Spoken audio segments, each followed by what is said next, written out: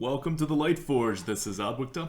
This is Merps, and we are pretty excited. This is Super Bowl weekend, so I wish we had our own version of the Super Bowl, right? Like an arena Super Bowl, but we don't.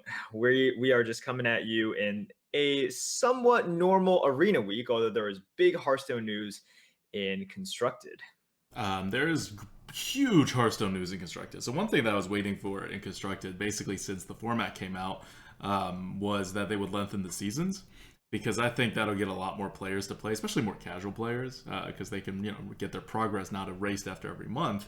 And I thought it was kind of an obvious move, and they didn't do it. And so now they have a huge shakeup to Constructed, and the season length stayed the same. But they have created if you've been living under a rock Hearthstone-wise, what they've done is they've created a standard format, which is just, and this is the really weird part.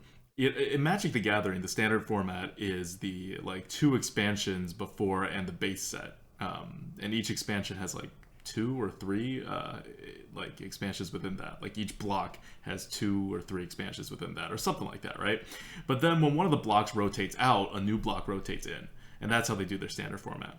Hearthstone is going to go by calendar year, so Yeah, they're it's definitely an interesting way to do it, and we've been saying that they've had to shake it up for a while. So I guess this is their version. Yeah, so it means that starting January 1st of every year, there's going to be a meta shakeup in the constructed world, because a whole bunch of old expansions are going to just drop out of the meta. Um, and that's, I mean, it's one way to do it. It's kind of a odd way, I think. It's not terribly intuitive, because it's not like with a release of an expansion or anything. It's just the year comes and the meta gets a shake up. But I guess it's also like a pretty cheap and no fuss way to just shake up the meta without making everybody mad. So I can see the benefit to that. So now, instead of the meta changing every single time that there's an expansion comes out and constructed, it will also change at the end of every calendar year. And the biggest thing for constructed right now, oh, and the classic and basic sets stay the same, as you might expect. So Nax and GVG are dropping out whenever this new change hits the servers. Yeah, how do you feel about that? Keeping the standard and or the classic and sort of like soulbound cards the same, and just having this the same sort of foundational base, time after time. I'm not sure I'm such a big fan of that. Really? I Yeah. like it. I mean, okay, so we're talking constructed now, which we know nothing about. So I'm going to talk about it from an arena perspective. I really like the fact that they're keeping the original class cards the same in constructed, because what it tells me is that these cards are not, to Blizzard, these cards are not just the cards that these classes happen to start with. They're the cards that still, in theory, are supposed to define the classes. And so that's why they're keeping them. So regardless of what happens, mages will always have Flame Strike and Frost Nova. Warriors will always have Fiery War Axe and Cruel Taskmaster. Priests will always have Power Word Shield Oh and yeah, Mind yeah. No, Control. I'm okay with them having those cards, but having all the entire standard set be kind of etched in stone. I don't think I'm a huge You want to fan of do an that. MTG like core set thing where they rotate Exactly, the a core? core Yeah. set, right. So, red will always have burn, right? Like, Right. red always has burn. Blue always has, annoying Yeah. sort of like counters and everything, instants.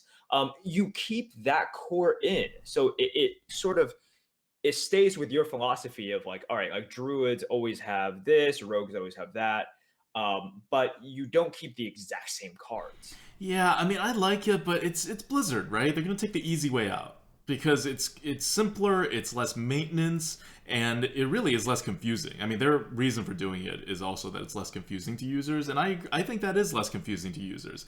I never liked the Magic the Gathering core set, in that they keep republishing like 80% of the same cards.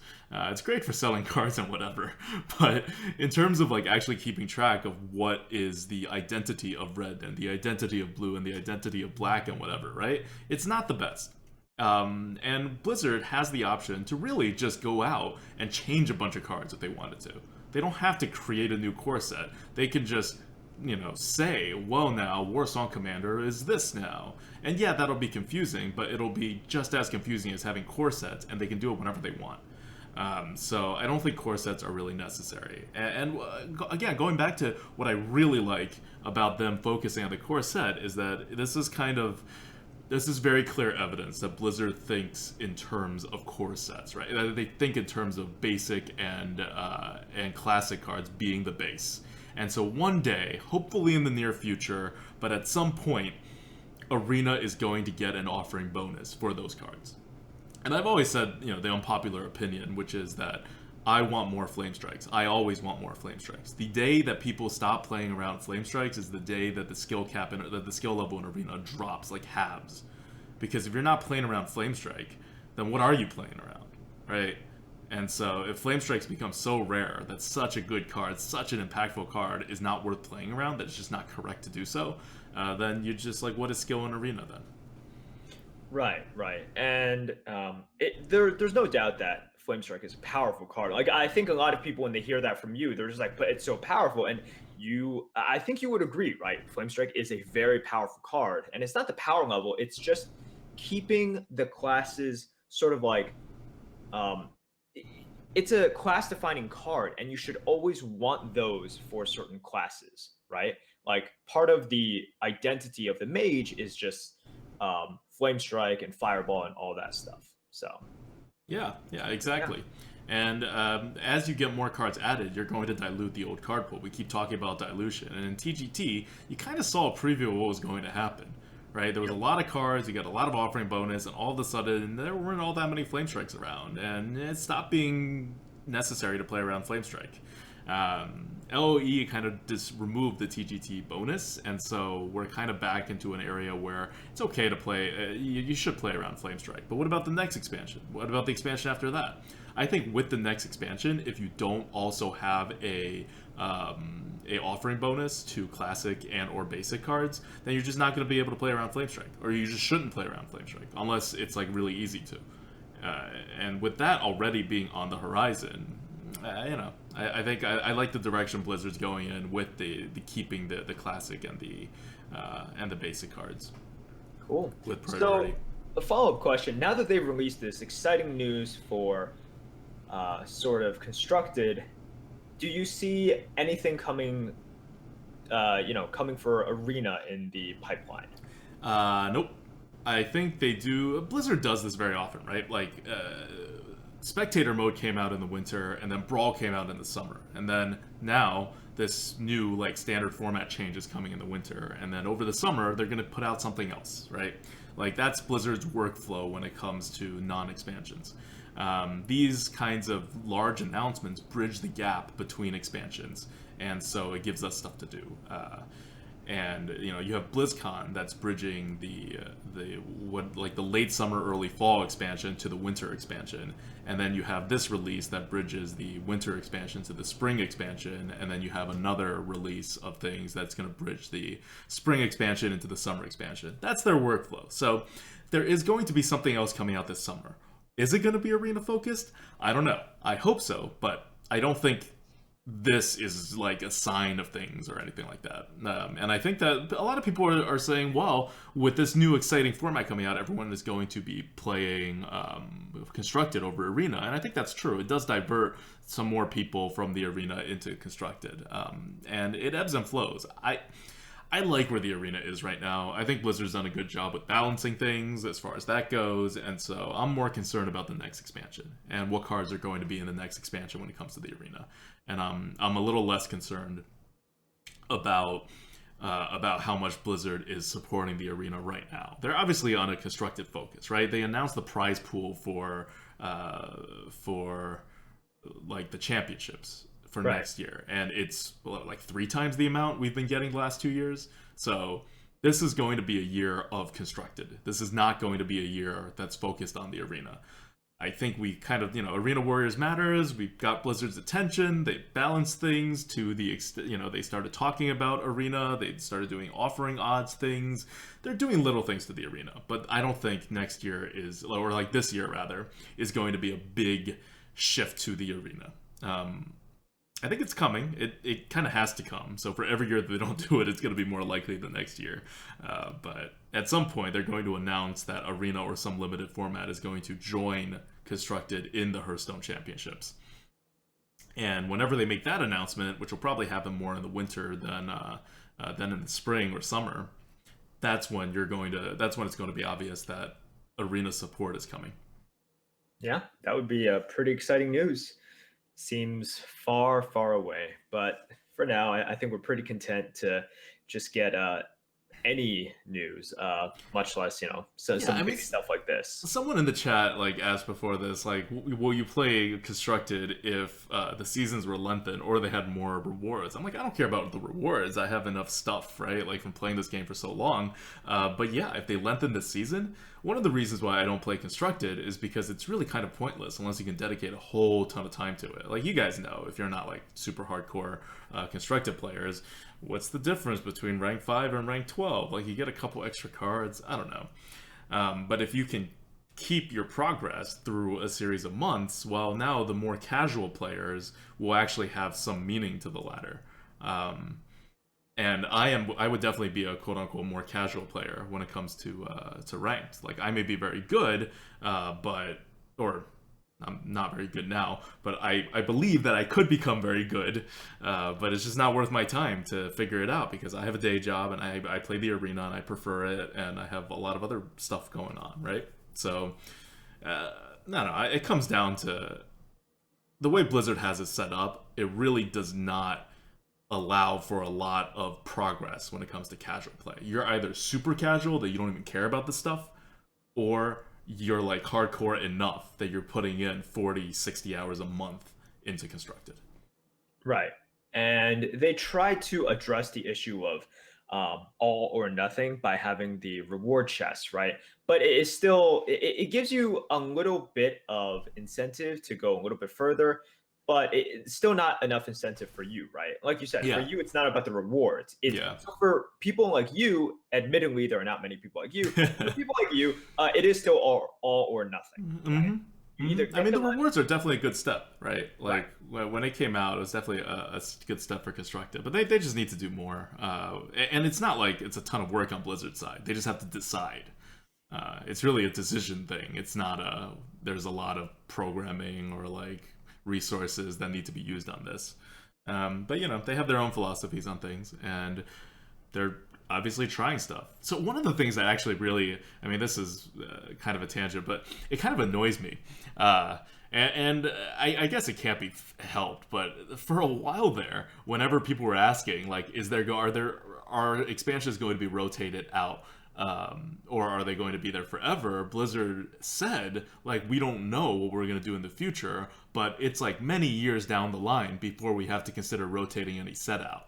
They said this. You can probably go back and find like tweets and responses from Blizzard devs who have said this. And so the entire time, I've been sitting here kind of like expecting something innovative to come out, right? Like a way to progress and give them the design space that they need to design new expansions without getting rid of old expansions or having some innovative ways to do that. And they just didn't do it.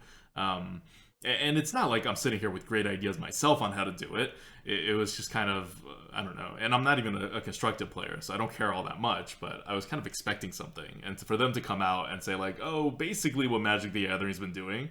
I'm like, wait, so what? You've brought up your timeline for when you're doing this by like a year or two at least from what you were saying before, and your solution is like totally not innovative. Like, fine, I don't have a better way to do it, but it's kind of a letdown anyway. Yeah. Yeah, definitely. We'll just see where this goes.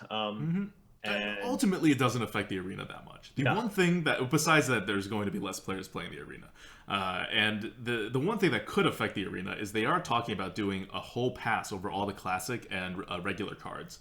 But the pass it seems like it's going to be constructed focus, and they've said they aren't going to buff any cards. So I think people are thinking Force of Nature, Savage Roar combo is going to be broken up somehow. Maybe like Innervate is going to take a hit, something like that, and that will affect the BGH, right? Like it'll affect the arena, but like on the fringes, right? It's not going to be life changing in the arena, no, because they're going to be focused on breaking like constructed cards. Yep. Yeah, okay, so let's move on to the deep fried meta. It's going to be. I know we said we're going to go a little deeper, but I think we're going to talk a little bit more about stuff in the card good bad section.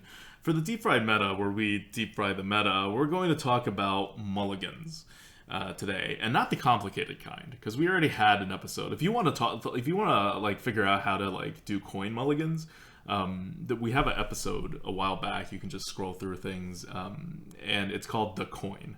It's like actually literally called the coin, and that'll tell you how to mulligan with the coin as a non-rogue class. But I thought it would be easy and quick to cover just regular, good old non-coin mulligans in this meta. Like, what do you throw away? What do you keep? So you want to start us off? You have a regular deck with, I don't know, 1 or 2 1-drops, 5 or 6 or 7 2-drops, 4 or 5 or 6 3-drops, etc. Sure. So I'll start off by just saying, what do you like? Let's go very broad. Let's go big picture here with a mulligan. Like, what do you want to do with your mulligan? Like, what is your mulligan? Your mulligan is really just an opportunity to set yourself up for the early game, right? To after you've evaluated your entire deck to just say like, and then once you begin the game, you're like, okay, I have a certain number of draws. Now these draws are not pure draws, right? Like you can't actually draw 6 cards. So if you're player 1, you get like you get 6 draws basically, but it's not actually 6 draws. You can't see both of the draws that you would associate with one card, but you use that to kind of build the best early game hand that you possibly can. So obviously, if you get 1, 2, 3, that's fantastic, especially if it's like Zombie Chow. Like what's a good 2-drop? Like Gilblin Stalker and Scar Crusader, right? You're very happy with that. You go. If not, you want to play the percentages. And I think a lot of today's talk will be not only about the percentages, but about the class that you are playing, and also about deck analysis as well. So I think those are the 3 topics that are really important and that we'll be digging into today. Okay. That's more complicated than I even had in mind if you're going with classes, but I'm going to start with very simple, right? Like, when do you mulligan for so you generally always mulligan for a 2-drop.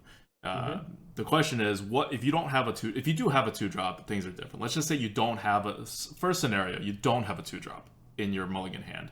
You have just 3 cards. What do you keep? You don't have a 2-drop or a 1-drop. 1-drop is obviously you keep. Like, there's no question about that. You don't have a 2-drop or a 1-drop. At that case, you don't keep any cards, right? Like, I thought you were asking me a question. No. Like, wait, what? Huh? Yeah, like you don't keep any cards at that point because you want a 2-drop. Even if you have a 3-drop, you try to you're going to mulligan that away to get a 2-drop. At what point do you keep that 3-drop? Let's start there. Sure. Because there are scenarios where you would actually keep a 3-drop, but they're very rare. Sure. I think you can keep the 3-drop by, and I'll reference one of the things I just talked about, by like, you want to do deck analysis after you draft, right? So you can keep a 3-drop if you have quality 3s, like you're going to draw into another 3 that is like very good, or if that 3 is just really good by itself, right? Like Ogre Brute. Wait, what do you mean if you know you can draw into another 3? Or like, you have a very low curve. Sorry. Because if you just have like very awkward curve, you might not want to keep that 3. If you have like a low curve, well, no, your basis is you always want to throw away that 3, right? Because you don't have a 2-drop or a 1-drop in your hand. So the question is just in what cases do you actually keep the 3? And if you like the better 3s that you have in your deck, the less you want to keep your current 3. I would think. Oh, okay. We're talking about something else. Yeah. No, I agree. Like, let's say you have a lot of 2s and you only have like 2 premium 3s, right? Right. Yeah. Yeah. So in that instance, you're like, wow, I could really use this Harvest Golem, and I don't want to just waste the mana on turn 3 dropping like a Puddle Stomper, right? And you're like, plus, even if in those rare instances that I might miss a 2, even though I have like 8 2-drops, well, Harvest Golem is pretty good for catching up as well. Right, exactly. So if your choices were, well, if I mulligan for a 2, I'm not going to have a 3 to play, you might as well have a 3 to play. That's yeah. Like 2s are important, but if your choice is missing a 2 or missing a 3, you want to miss the 2 and have the 3. You don't want to miss the 3 and have the 2. Right. And it's interesting that ADWCTA brings up the 3-drop situation, because that's sort of where the line is, right? If you don't have the coin, 2s you keep. Like if you have a Puddle Stomper, you're definitely keeping that. There's not really a question. 3s are sort of the iffy ground where it's like, do you keep it? Do you not keep it? And 4s, if you don't have the coin, you better have a very specialized deck to keep that 4. Yeah. Right. Yeah. Yeah. Like you wouldn't even like for going first. You better have like 1s and 2s and 3s everywhere in your deck if you want to keep a 4. I would almost never do that. Like if you had a coin, different story. Just to add a little background. This is how big of a difference having the coin makes, because you not only have the coin, you have an extra card. So the amount of cards that you see before your turn 2 goes from 3 plus a draw, which is 5 cards, plus potentially mulliganing the first 3 cards. So that's like 8 cards max, right? Before you get a 2 if you go first. 2, 4 cards to mulligan, that's 8, plus 1 to 10. That's like plus 25% more chance to get a 2 before you need it. And on top of that, you have a coin which smooths out the rest of your curve.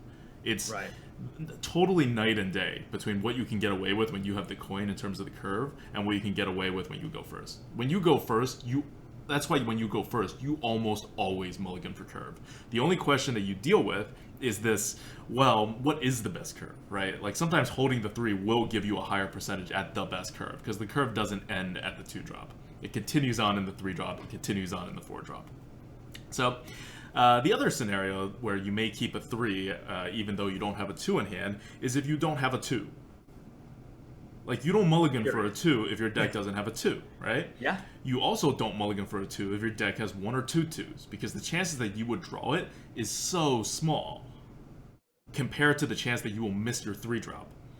So, you'll mulligan for the 2 if you have a ton of 3-drops and not a lot of 2-drops. You'll mulligan for the 2 if you have very few if you have a normal number of drops. The only 2 times that you keep that 3 drops, even though you don't have a 2 drop, is if you have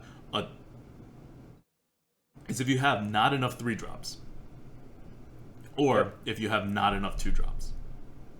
So if you want a simple rule, a lot of people are like, "What's a tip?" Well, that's a tip.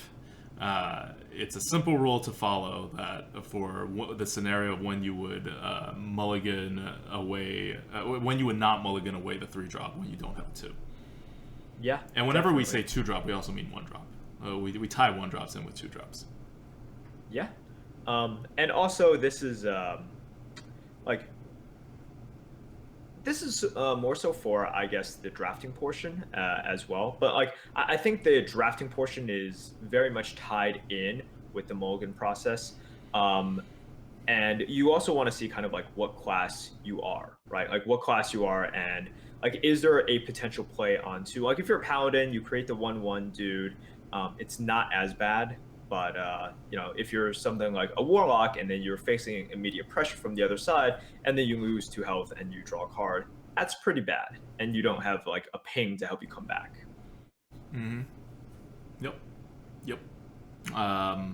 And okay, so let's go the other side. That's basically the only challenge you're going to face, right? Like when you're mulliganing first, it's kind of easy. You just mulligan for the 2. But here's a question. How many 1s do you have to mulligan away a 3-drop for a chance to get a 1-drop? Oh, that's an interesting question. So, yeah, in our situation, what 3 are we talking about? Are we talking about kind of a situational weak 3? No, like just the normal 3. Like a Injured Blade Master. Razor Fan Injured Hunter. Blade Master. Okay, Razor Fan Hunter. I think at that point, it kind of depends on how many 3s your deck has, right? So you definitely keep the 2. At that point, I think you kind of look at your deck composition and sort of the quality of the 3 that you have in your hand right now, right? So even if you have like a good number of 3s, maybe all, like, you know, you have like a Hobgoblin, a Thrallmore Farseer, and then you have your Spider Tank in your hand, right? mulligan, and you're just like, oh man, I could toss it back, but I have, all right, let's say you have like 4 hobgoblins, like a crazy scenario, which I hope none of you guys will ever be in this scenario. Um, and a spider tank. So you're like, okay, I have a pretty good chance of getting a 3-drop, but I really want to keep this 3-drop because this is my winning 3-drop. Yep. So I think in that case you have it. But Okay, yeah, once again, you keep attacking my questions from the totally wrong angle. You're answering the simple questions I don't ask. If I'm like asking, at what point do you step in front of traffic? And you're like, okay, so you don't step in front of traffic if you're having a nice day and you're walking around and you don't really need to like get to where you're going very fast. And I'm like, great, it's true. I'm not denying that what you said is true. It doesn't answer the question. it does answer the Almost question. always keep the 2 and the 3, right? There are very rare instances where you don't keep the 2 and the 3. No, like, And you're still telling me when you're keeping the 3. I'm trying to figure out when you don't keep the 3. well, okay, look. See, here's the thing. It really depends. This is a very complicated game. You are trying to distill this into something very simple, and I'm just trying to extract the beauty and the complication from it. But okay. Let me answer my own question. Okay, so here are the very few scenarios in which you would actually mulligan away a 3 going first when you have a 2 and a 3-drop in your hand. You always keep the 2. It's if you have 5 or more 1-drops and a normal number of 3-drops, or if you are holding a weak 3-drop and more than half of the other 3-drops that you have are better than it, and the combination of that and the 1-drops that you could pick up is more than 6. That's the mathematical formula. Ooh, we're bringing So, math into this. Wow. I mean, if someone wants to write, like, back when we were with Hearthstone, a lot of people wanted it to cover mulligans. Questionable whether Blizzard would have let us do that, but that would be one of the algorithm, portions for a mulligan thing. It's like, don't step in front of traffic if you have still more than 17 years to live. 17 years, guys. Remember that. 17 years. Again, you're approaching this from the wrong angle. It's not don't step in front of traffic. It's you would only step in front of this. This is why I'm the main algorithm developer here, and you're not. You're still approaching this from the same angle you approached the question before. You're trying to tell people when they should not step in front of traffic. I don't think you need to tell them that. They recognize it's pretty clear that they should just normally not step in front of traffic. You gotta tell them like the rare instances in which they should step in front of traffic. See, okay, here's the thing. I think your traffic situation is appropriate, right? I think in that instance, people are like, yes, I don't think I should step in front of traffic. For the 3-drop situation, Whoa. I think Who is actually gonna mulligan closer away to a it. 2-drop and a 3-drop? Oh, I think it's possible to. I think people rarely do it, and I think people, that they. Right, I think people rarely do it. But once again, I still have to ask about like what's the quality of the 3? How many 3s are in our deck? Yeah, there's a few scenarios, and I'm just trying to outline the scenarios in which you would mulligan for a 1, right? Or you would mulligan away your 3-drop to get a better 3-drop. So the other scenario, which is even worse, and you should have at least 5 1-drops to be in this scenario, is if you can't win the game without a 1-drop. At that point, you may even mulligan away your 2-drop. Yeah. So it kind of depends, but in that kind of super like need the board deck, you'll have 5 1-drops anyway, and you will like mulligan away your 3. Because at that point, I don't think it's close. You'll know, right? If you have that kind of deck, you'll know you need your 1-drop. You'll know that 3-drop doesn't mean anything. Right. We've all been in that situation where the deck is so bad, but very low curving and aggressive that we're just like, if we don't have that 1, we're going to lose. So let's go for it. Yep. All right. So that's simple mulligans. It's very simple. It's really not like when you go first, the mulligan is just there's not too many questions to ask.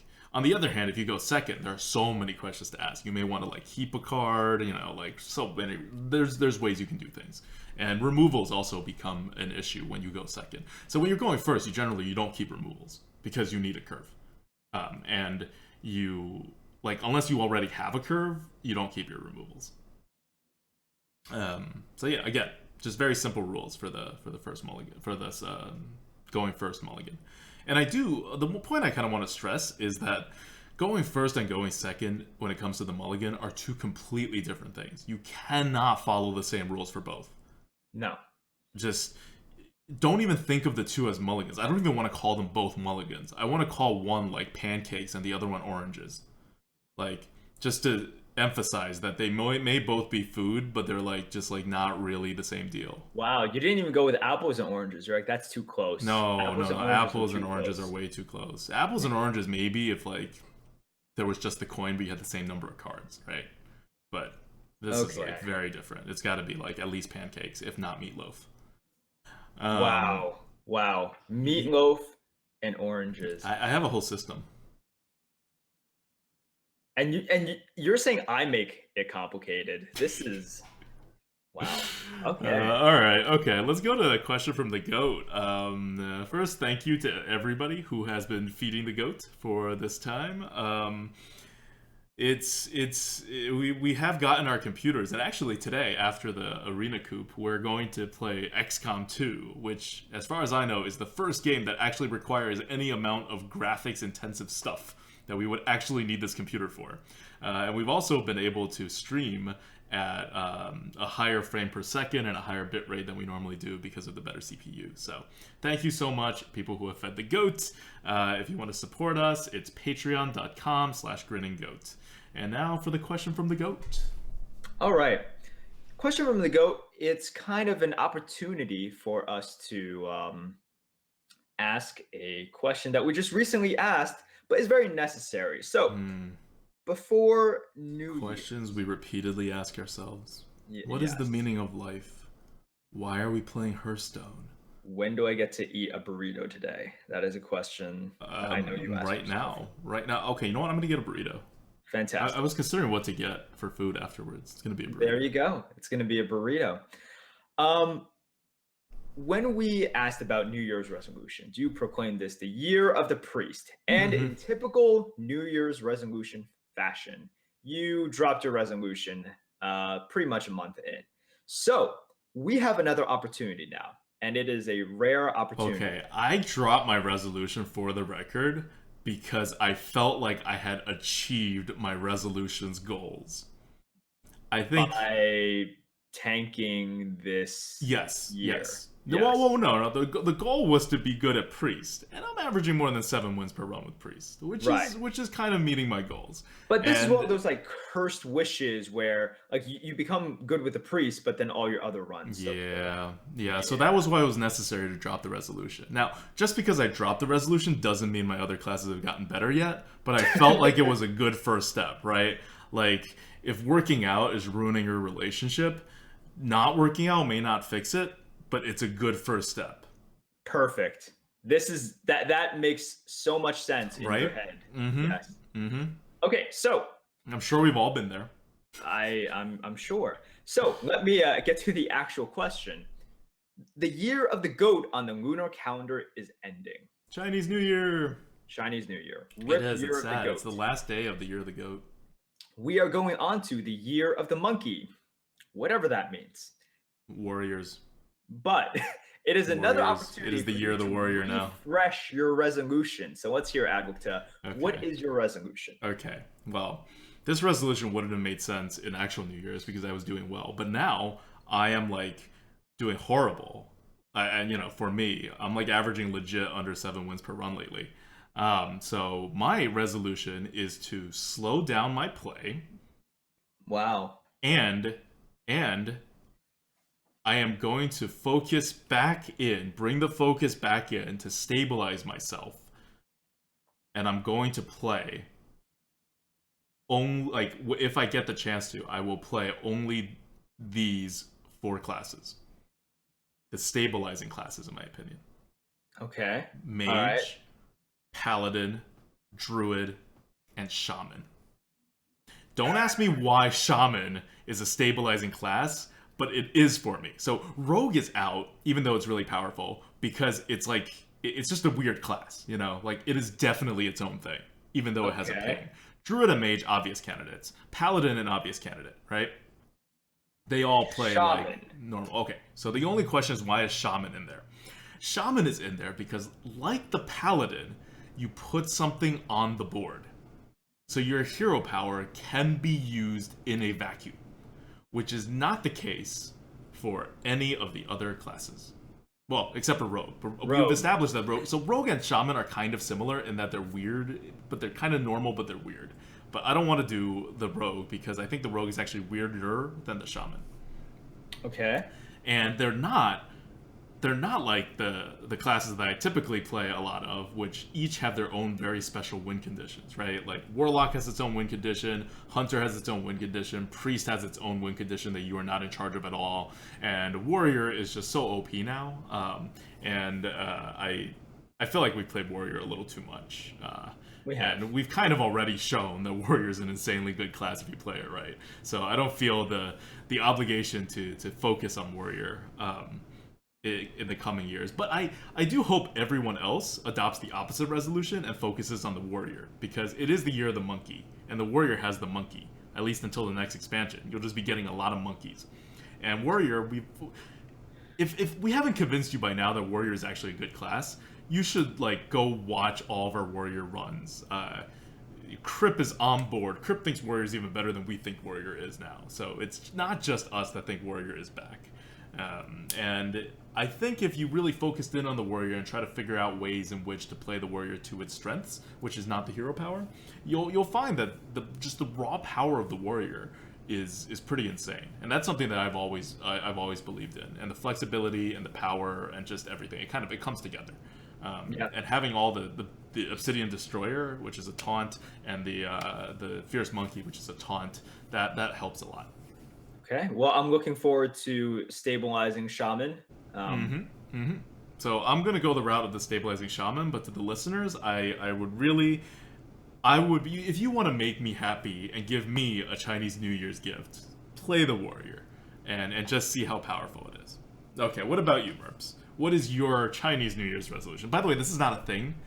You don't make resolutions for Chinese New Year's. We're just Americanizing Chinese New Year's. Yeah, so I thought this was just for you because you were slumping recently. You don't need a resolution. You're doing fine. I don't need a resolution. I'm doing fine. I'm okay. Good. I'm performing fine. You're writing me a poem. I am writing you a poem.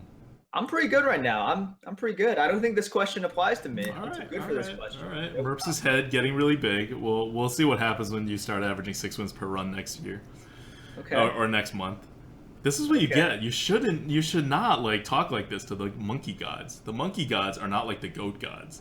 I'm not talking to them. No. And in fact, you're going to be cursed now because you're trying to put the curse on me.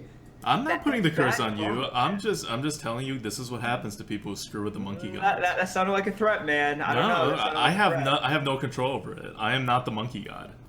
In case that was a question. I don't think anyone was thinking that, but we'll see. Just in case. All right. Well, in normal Chinese New Year's, you get money from elders. So this may be a good time for us to beg for money. And you can feed the goat at patreon.com/grinninggoat. And especially if you are older, because you really shouldn't. You don't give money to people who are older than you. You give money to people who are younger than you. And we're 29. So if you're older than 29 and you're listening to this, you should really contribute, pledge a little bit on the Patreon. Oh man, I just tied that in. So good. Actually, totally unplanned. I'm just patting myself in the back right now. Yep. If you guys want to donate, my Sweet 16 is next month. So if you're older than that, I know. They're putting some really strong stuff in the water these days. 16-year-olds. Oh, man. Really, whew, man. Okay. All right. Let's go to Card Good Bad. Card Good Bad today comes from a viewer, and I thought this was excellent, and I suck at doing this, which is why I don't remember the viewer's name, but it is not from us, and it is better than our Card Good Bads. So the request was to talk about Murloc Tidehunter, Razorfen Hunter, and other things that create 1/1s on the board. and how whether they are good or bad compared to their regular kind of incarnations. And I think the obvious answer is that they're worse because we rate them worse on the tier list, right? Like Murloc Tidehunter is worse than a Croc. Razorfen Hunter is worse than a Spider Tank.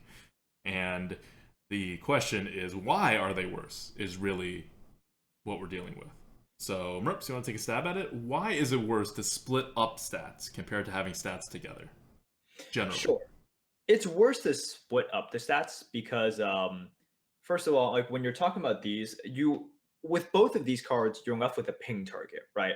And what you're afraid of is in the late game. In the late game, these cards are just a bit worse than their kind of more beefier, sturdier counterparts that are not as susceptible to sort of like um, kind of board wide pings, whether it's from like an arcane Mm-hmm. explosion or a dread infernal, or just them using a ping on it because they can afford to, right?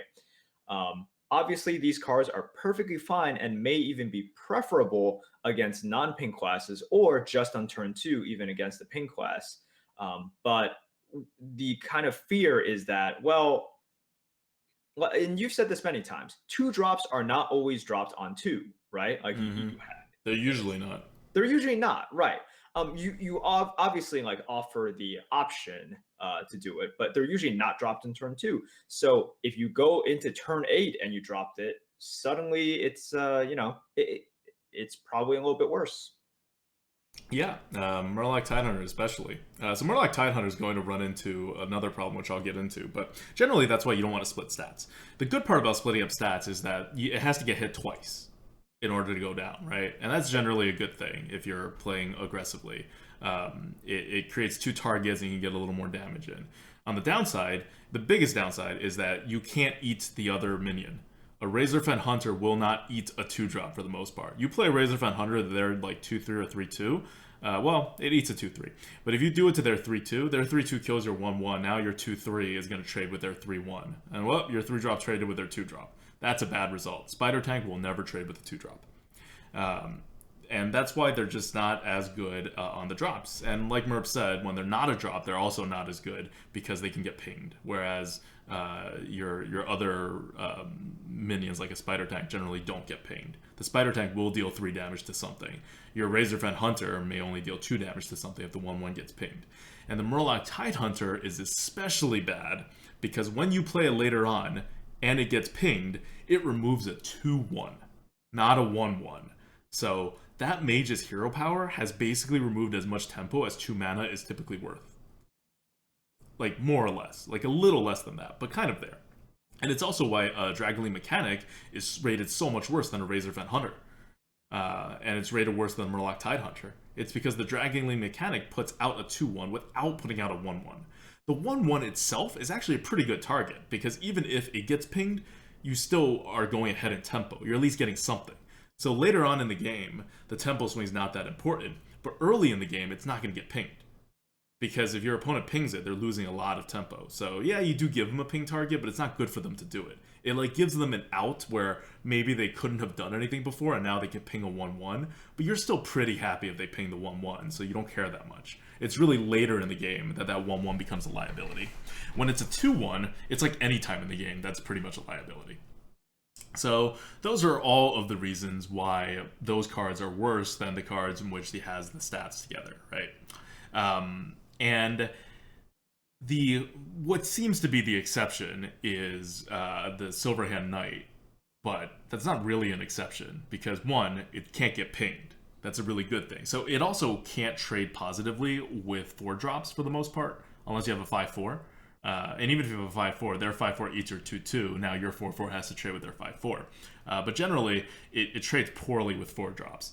What makes up for it, though, is that it doesn't have the downside of not being able to get pinged. And on top of that, it has this wonderful thing called it has one extra stat than it should. Yep. Which Murloc Tidehunter and Razorfen Hunter don't get that advantage. Murloc Tidehunter adds up to 5 stats, which is a 2-3 or a 3-2. Razorfen Hunter adds up to 7 stats, which is a 4-3 or a 3-4. Silverhand Knight adds up to 12 stats, which you can't get for 5 mana. You get for like 5.5 mana. So that's why Silverhand Knight is good. It's not good because it spreads the damage out. It's good because it gets a bonus stat. Yeah. And that makes up for it. Yep. And with this Silverhand Knight, like obviously it would be extremely OP if it was combined into a 6/6, right? The fact that it's split up, you guys can see like, so it is a top tier card, but you guys see like how good a pit fighter is versus how good a Silverhand Knight is. That Pretty similar. Yeah, pretty similar, right? But +1 stat like somewhere should elevate a card significantly. And you can see that like splitting up the stats definitely weakens the Silverhand Knight in comparison to just sort of the overall like stat collection versus a pit fighter. Yep. Now, sometimes it is preferable, right? And in some classes, it is preferable as well to split it up if you have sort of like Flame Tongue Totems or Power of the Wilds. But you can really see the effect just by that comparison of pit fighter versus versus Silverhand Knight. Yep. And then you get like to give you like a better, even better, clearer picture of why Murloc Tidehunter is bad. Living Roots is a card. Yes, it's 1 mana, and you get 2 1/1s. Let's not even count the choose 1 thing that can deal 2 damage to anything. Let's not even count that. It's just 2 1/1s for 1 mana. Murloc Tidehunter is a 2/1 and a 1/1. So for 1 extra mana, you got 1 stat on a card that can get pinged down. Like, how awful is that? So Living Roots is obviously a great card, but that's also because it has a choose 1. Living Roots fits the profile of Silverhand Knight, where it has 1 extra stat than it should, which makes up for it being split up. And on top of that, Living Roots, although it can be pinged, which is not that good, they're 1/1, so they're not great targets, unlike 2/1s. I like how you were about to mix up Silverhand Knight and say like Living Hand Roots or Living Hand. Oh god, don't say that. I'm gonna start saying that now. And Obsidian Destroyer is even worse, like in terms of like valuing, right? And by worse, I mean better. Like, yeah, obviously. So it's for 7 mana, you should get like a 7/8, I guess, but instead you get a 7/7 and a 1/1. That's 1 extra stat, and that 1/1 is a taunt. Whoa, that's additional value. And if this 7/7, which is very likely to stay alive for another turn, does stay alive, you get more 1/1s. Like, that's insane amounts of value. So those are cards that are good when you split them up. Other cards are not so good. And we could even go to like Echoing Ooze, right? Like, without looking at the ability, it's a 2/4 for 2 mana. And it's still not all that great because the stats are split up. Yep. Okay, so that's card good bad. I think we're pretty much in agreement on that. So let's go talk about Paladins, which we're gonna play right now. And I'm excited about Paladins because I've been sucking a lot. And Paladins have been one of the rare classes that I haven't been sucking with, because you can suck and still be good with Paladin. So it's like, I normally hate on the class, but right now it's really working in my favor. There you go. So in this meta, the Paladins are good, bad. We talked about Uldaman before. We talked about this like maybe a month ago on the Lightforge. So I don't want to go over like the old grounds of how good Uldaman is, but let's just talk about why we're seeing a lot more Paladins again. Because we used to, like, Paladins dropped a lot when LOEs came out. And now I think, I don't know, maybe I'm alone on this, but I think I'm seeing more Paladins again. I think we've always just seen a lot of Paladins.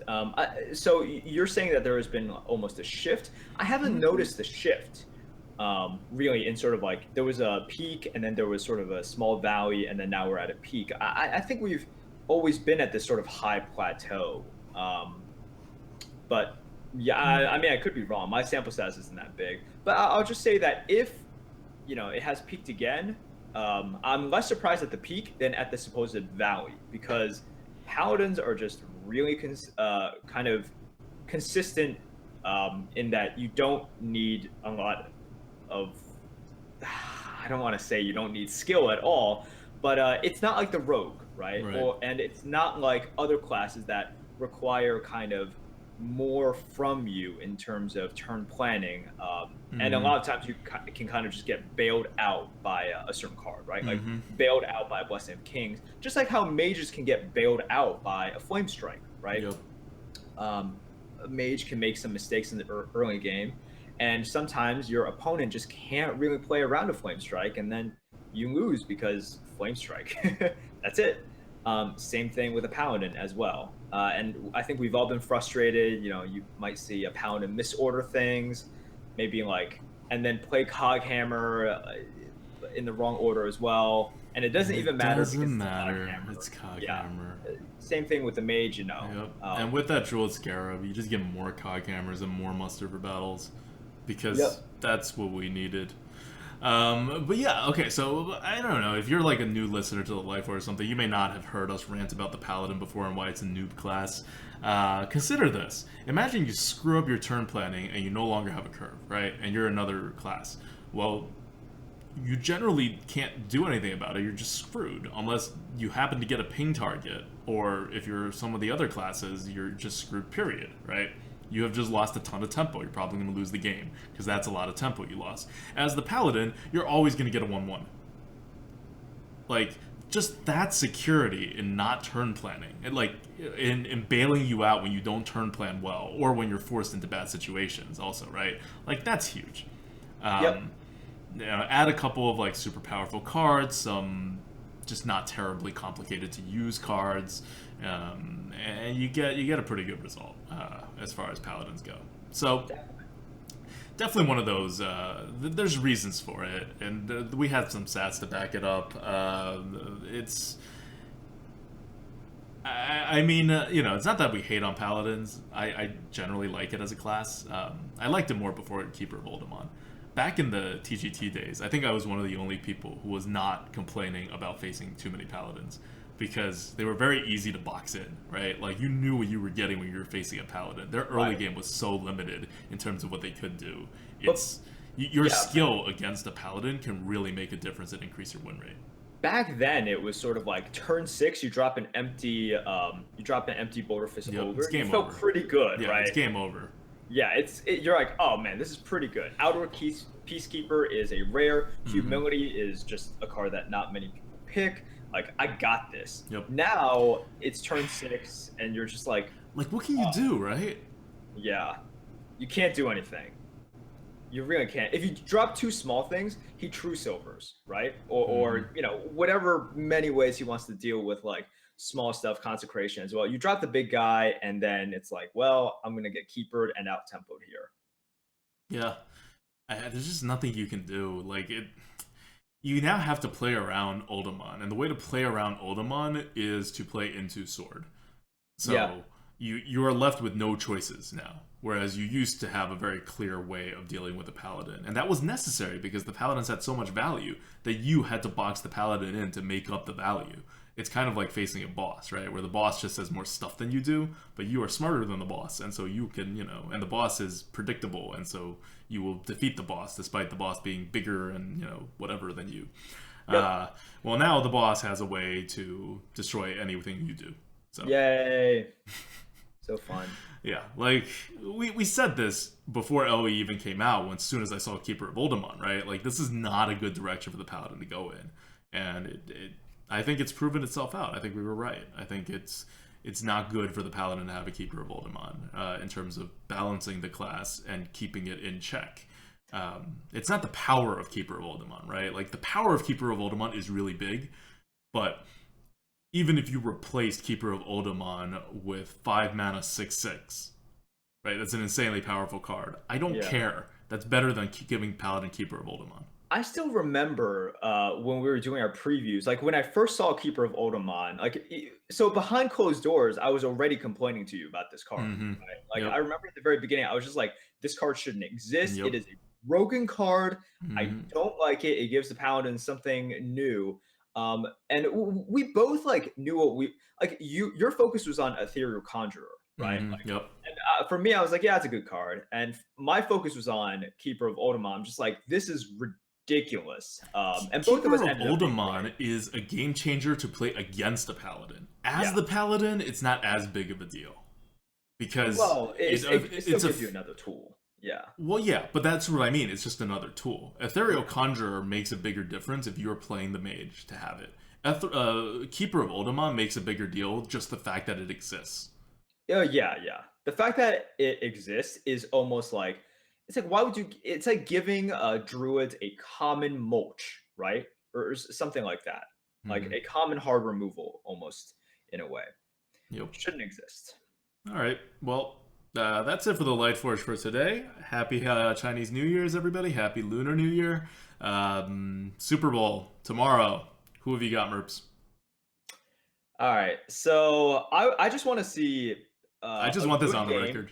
like a very exciting game, both sides. I don't want to see sort of like the bashing that Denver took from Seattle 2 years ago, you Yeah, know? right, right. Obviously But not. so my perfect storyline would be Peyton Manning leading a 2 minute drill at the end, winning the game, going out on top. I just want to see a good Mm, storyline. I'm a sucker for good storylines, so that's what I want to see. I want to see Cam Newton stop that. I want to see Peyton Manning do well, as he's been doing for the last, however many years. But at the end, I want Cam Newton to break his heart. And I want it to be like the ascent of Cam Newton to one of the best quarterbacks to have ever existed. And I want this to be his moment because it is going to crush Peyton Manning, who is a legend, deservedly so, right? And this will be the perfect way to vault Cam Newton. And Cam Newton really has a lot of like he's a good guy, but he has a lot of the characteristics that can make him a villain of sorts. And Yeah, wait. Why crushing do you Peyton like Cam Manning would Newton so very much much? solidify I'm that. just curious. It's like, like that's not your team, you know? Wait, what do you mean? The The Panthers Panthers? are your team? Yeah. Are you kidding me? They're my second favorite team. Giants aside, but that's Okay. Giants All because I'm right. a homer. Panthers since they drafted Cam Newton. Okay. All right. I'm a Well, huge Cam Newton fan. Cam Newton does stuff to the game that you can't other people just can't do. They just don't have that ability. It's not like he does anything better. He does a lot of things better, but it's not like he does normal quarterback stuff better than other quarterbacks. They finally found a system and they put the people around him to make so that he is actually making the rest of his team better as opposed to him just being a good player yeah. with special talents. And so they're getting ready to push the NFL in a direction that the other teams can't do because they don't have Cam Newton. And there is nothing scarier than that. Well, Absolutely this is nothing. what people were hoping for from like Kaepernick or Hmm.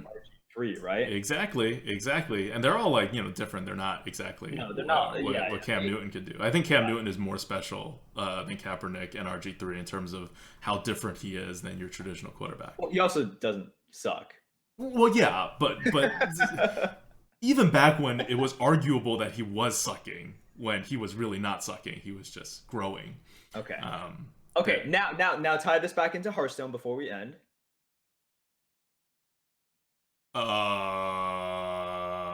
Great.